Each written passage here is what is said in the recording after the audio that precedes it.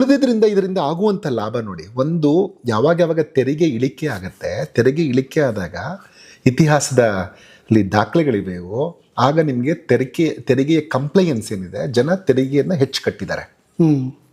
So ಅದು ಒಂದು ಸರ್ಕಾರಕ್ಕೆ ಅಡ್ವಾಂಟೇಜು. ಎರಡನೇದು, ಜನರ ಹತ್ರ ನೀವು ಖರ್ಚು ಮಾಡಬಹುದಾದ ಹಣ ಉಳಿದಾಗ ಏನಾಗುತ್ತೆ, ಅವರು ಮಲ್ಟಿಪ್ಲೈಯರ್ ಎಫೆಕ್ಟ್ ಆಗುತ್ತೆ. ನನಗೆ ಇದು ಒಂದು ವಸ್ತು ಕೊಂಡ್ಕೋಬೇಕು ಅಂತಿತ್ತು, ಅದನ್ನು ಮುಂದಿನ ತಿಂಗಳು 2-3 ತಿಂಗಳಾದ್ಮೇಲೆ ಕೊಂಡ್ಕೋಬೇಕು ಅಂತಿದ್ದೆ, ಇಲ್ಲ ಈಗ ಕೊಂಡ್ಕೊತೀನಿ ನಾನು ಅದನ್ನು, ನನ್ನ ಹತ್ರ ಹಣ ಉಳಿದಿದೆ. ಸೊ ಅದನ್ನು ನಾನು ಉಳಿಸಿ ಇವಾಗ ತಗೊಳ್ಳೋದ್ರಿಂದ ನಾನೇನು ಮಾಡ್ತಿದ್ದೀನಿ, ನಾನು ಒಂದು ವಸ್ತುಗೆ ಬೇಡಿಕೆ ಹೆಚ್ಚಾಗೋಂಗೆ ಮಾಡ್ತಾ ಇದ್ದೀನಿ.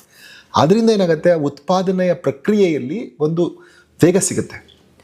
ಅವ್ರೇನು ಮಾಡ್ತಾರೆ, ಇನ್ನಷ್ಟು ಹೆಚ್ಚು ಹೂಟೆಯನ್ನು ಹಾಕಿ, ಇಲ್ಲ ಇದಕ್ಕೆ ಡಿಮ್ಯಾಂಡ್ ಬರ್ತಾ ಇದೆ, ನನ್ನ ವಸ್ತುಗಳಿಗೆ ಜಾಸ್ತಿ ಡಿಮ್ಯಾಂಡ್ ಬಂದಿದೆ, ಅವನು ಏನು ಮಾಡ್ತಾನೆ, ಆ ಒಂದು ಕೈಗಾರಿಕಾ ಘಟಕದಲ್ಲಿ ಈಗ 6,000 ಯೂನಿಟ್ ಮಾಡ್ತಾ ಇದ್ರೆ ಅದನ್ನು 12,000 ಯೂನಿಟ್ಗೆ ಹೆಚ್ಚುಗಡೆ ಮಾಡ್ತಾನೆ. ಆಗ ಹೊಸದಾಗಿ ಉದ್ಯೋಗ ಜನಕ್ಕೆ ತಗೊಳ್ತಾನೆ, ಅವ್ರಿಗೆ ಉದ್ಯೋಗ ಸಿಗುತ್ತೆ. ಸೊ ಅವರು ಮತ್ತೆ ಆದಾಯ ಹೆಚ್ಚಾಗುತ್ತೆ.